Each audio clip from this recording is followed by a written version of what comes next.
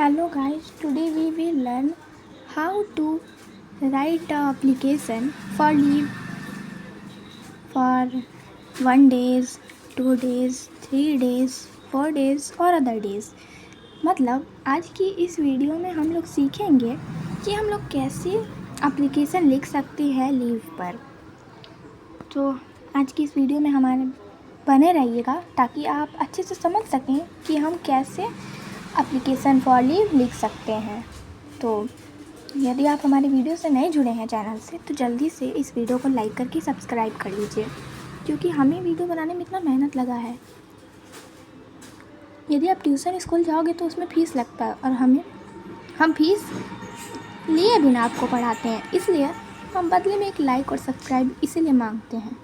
इससे हमें कोई पैसा नहीं मिलता है, हमें बस आप लोग का सपोर्ट चाहिए।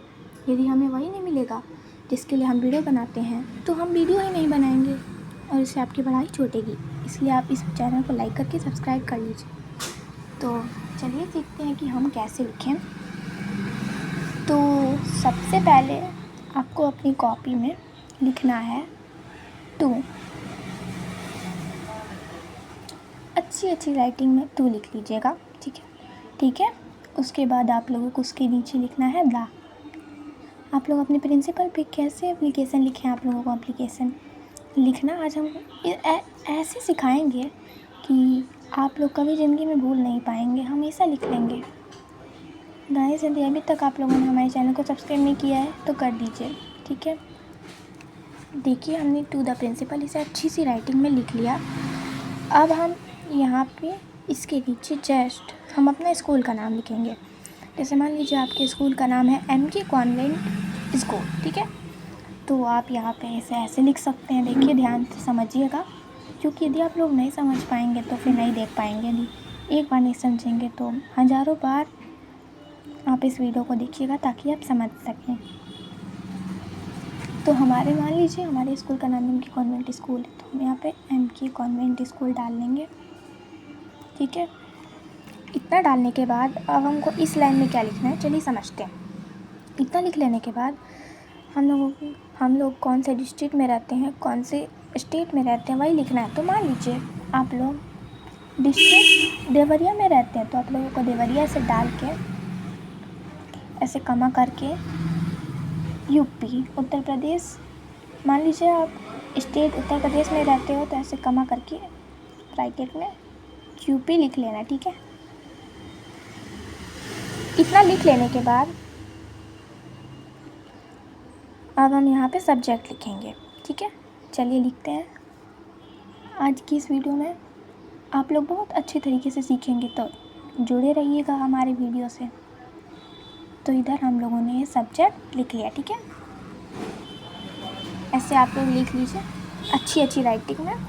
उसके बाद सब्जेक्ट में आप लोगों को लिखना है, जैसे कि आप ये बीमार हो, शादी में जाना है, फिर क्या है, ठीक है। तो हम इस एप्लीकेशन में आपको सिर्फ बीमारी का ही बताएंगे। जैसे आपको सिर दर्द है, पेट दर्द है, हाथ दर्द है, आप बीमार हो, आपको टीबी है, आपको कोई सी भी बीमारी हो, जितनी भी बीमारी हो ना, आप ऐसे लिखना, ठीक है। Leave for disease.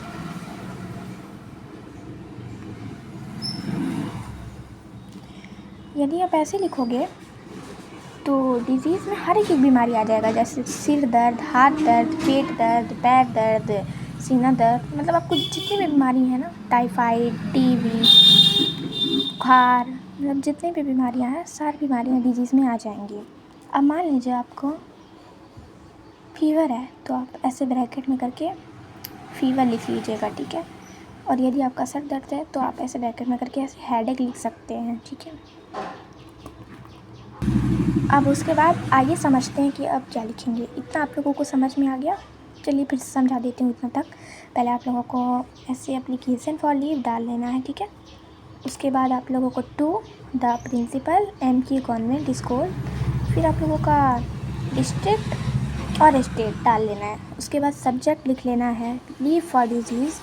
उसके बाद आप लोगों को ब्रैकेट में जो भी बीमारी है आप लिख सकते हो। यदि आपको कोई बीमारी भी नहीं है फिर भी आप लोग ऐसे लिखोगे तो आप लोगों को छुट्टी मिल जाएगी, ठीक है। तो आइए समझते हैं इसके बाद क्या लिखना है। अब आप लोगों के प्रिंसिपल सर हैं या मैम हैं, आप लोग ऐसे लिख सकते हो, सर, ऐसे का लाइन खींच के आप लोग मैम ऐसे लिख सकते हो। उसके बाद इतना लिख लेने के बाद आप लोगों को जस्ट बगल में ऐसे लिखना है, मोस्ट रेस्पेक्टफुली। मोस्ट रेस्पेक्टफुली मतलब आदर के साथ आप लोग विनती कर रहे हो, इसलिए हम लोग लिखते हैं मोस्ट रेस्पेक्टफुली, ठीक है। इतना लिख लेने के बाद आपको इतना समझ आया दोस्तों? चलिए अब नेक्स्ट देखते हैं। अब आप लोगों को इतना लिख लेने के बाद लिखना है आई, ठीक है। इतना लिख लेने के बाद आप लोगों को लिखना है I beg to say that, ठीक है। I beg to say that लिख लेने के बाद आप लोगों को एक कॉमा करके, जैसे बात कहते हैं ना तो कॉमा लगा लेते हैं 2 वो, तो ऐसे आप लोगों को कर लेना है। उसके बाद आप लोगों को लिखना है। इतना समझ आया? तो चलिए नेक्स्ट देखते हैं। आई हैव, ठीक है। आई हैव अच्छी राइटिंग में लिखना, आई हैव बीन सफेरिंग। सफेरिंग मतलब पीड़ित हूँ। I have been suffering from disease. जैसा कि मैंने आपको बताया कि डिजीज़ में सारी बीमारियाँ आ जाती हैं, जैसे कि सिर दर्द, बुखार, टीवी, टाइफाइड, मतलब कुछ जितनी भी बीमारियाँ हैं वो सारी डिजीज़ में आ सकती हैं। अब आपको जो भी बीमारी है आप ब्रैकेट में ऐसे करके ऐसे लिखेंगे, जैसा कि हमने यहाँ पे सब्जेक्ट में लिखा था वैसे आपको यहाँ पर भी लिख लेना है। और यदि आपको बुखार रात से आ रहा है तो आप इसको ऐसे भी लिख सकते हैं, सिंस एट लास्ट नाइट।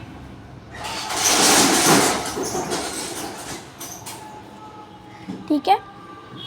अब इतना लिख लेने के बाद आप लोगों को ऐसे फुल स्टॉप कर लेने के बाद लिखना है सो मतलब इसलिए, सो आई अनेबल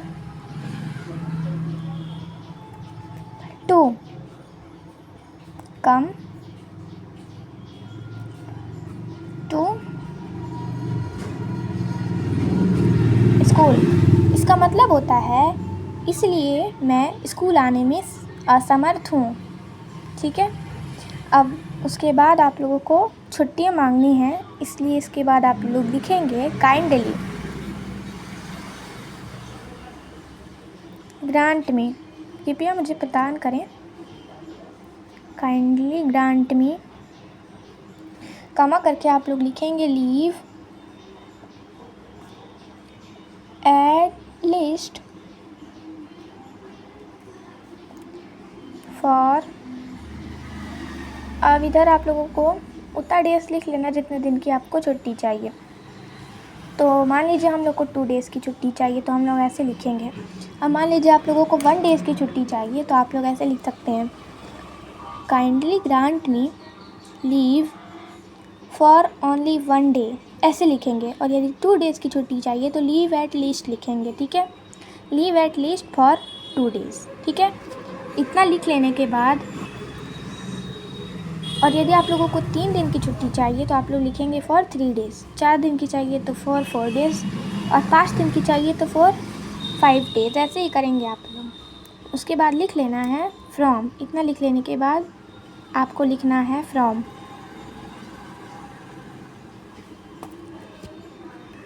अब आपको 2 दिन की छुट्टी चाहिए तो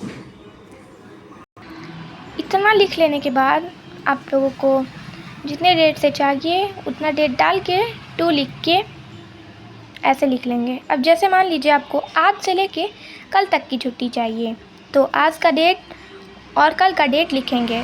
तो आज 28 तारीख है और 7वां महीना चल रहा है, तो आप 28, 7 और 26 लिखेंगे। और कल का डेट है 29, 7, 26। अब मान लीजिए आप लोगों को यदि 1 दिन की छुट्टी चाहिए थी, तो आप लोगों को ऐसे लिखना था, kindly grant me leave for only 1 days date, ये मतलब जितने तारीख की आपको छुट्टी चाहिए आप ऐसे लिख सकते हैं। और यदि आपको 3 डेट की छुट्टी चाहिए तो आपको लिखना है आज का डेट और 29 की जगह यहाँ पे 30 हो जाएगा। और यदि आपको 4 दिन की छुट्टी चाहिए तो 30 की जगह 31 हो जाएगा, ऐसे ही होगा। और यदि आपको 5 दिन की छुट्टी चाहिए तो यहाँ पे 1/8/26 हो जाएगा, ठीक है। तो चलिए अब नेक्स्ट देखते हैं। इतना सब कर लेने के बाद आपको यहाँ पे लिखना है योर OBD एंड ली, ठीक है। आप अब यहाँ पे नाम लिख सकते हैं अपना। जैसे मान लीजिए मैं अपना एग्जांपल देती हूँ, तो मेरा नाम है युक्ता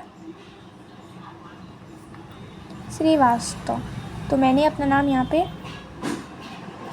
देख सकते हैं लिख लिया। अब मान लीजिए आपका नाम जो भी आपका नाम हो वहाँ पे आप अपना नाम यहाँ पे ऐसे लिख सकते हैं, ठीक है। ठीक है, इतना सब कर लेने के बाद आपको अपना क्लास लिखना है, उसके बाद अपना सेक्शन, उसके बाद रोल नंबर और उसके बाद डेट, ठीक है। तो मेरा क्लास 9th है और आपका जो भी क्लास होगा आप लिख सकते हैं। और मेरा सेक्शन F है, मान लीजिए आपका जो भी सेक्शन होगा आप लिख सकते हैं। उसके बाद रोल नंबर, मान लीजिए आपका रोल नंबर 16 है तो आप यहाँ पे रोल नंबर 16 लिख सकते हैं, ठीक है। और मान लीजिए कि आपको आज और कल की छुट्टी चाहिए तो आप 27 तारीख को जमा करेंगे, लेकिन यदि आप ऑनलाइन एप्लीकेशन देंगे तो आप आज का ही डेट लिखेंगे, ठीक है। इतना सब कर लेने के बाद हमारा एप्लीकेशन अभी पूरी तरह कंप्लीट नहीं हुआ है। अब यहाँ पे हम अपने पेरेंट्स से साइन भी करवाएंगे। तो मान लीजिए आप अपने पेरेंट्स का नकली सिग्नेचर बना के भी कर सकते हैं। जैसे मुझे एप्लीकेशन देना होता है तो मैं भी ऐसे करती हूँ, अपने पेरेंट्स का नकली सिग्नेचर बना के। तो मेरे पिताश्री का नाम है श्री योगेश कुमार श्रीवास्तव, तो मैंने यहाँ पे कर लिया है। अब आप देख सकते हो कि हमारा एप्लीकेशन कंप्लीट हो गया है। तो दोस्तों हमने इतना मेहनत किया, तो आप इस वीडियो पे ज़्यादा से ज़्यादा शेयर करना अपने दोस्तों को, और लाइक करके सब्सक्राइब ज़रूर कर दीजिएगा। और दोस्तों ये बात कमेंट में ज़रूर बताइएगा कि आपको नेक्स्ट वीडियो कैसा चाहिए, किस तरह का चाहिए और अगला एप्लीकेशन किस पे चाहिए। थैंक्स।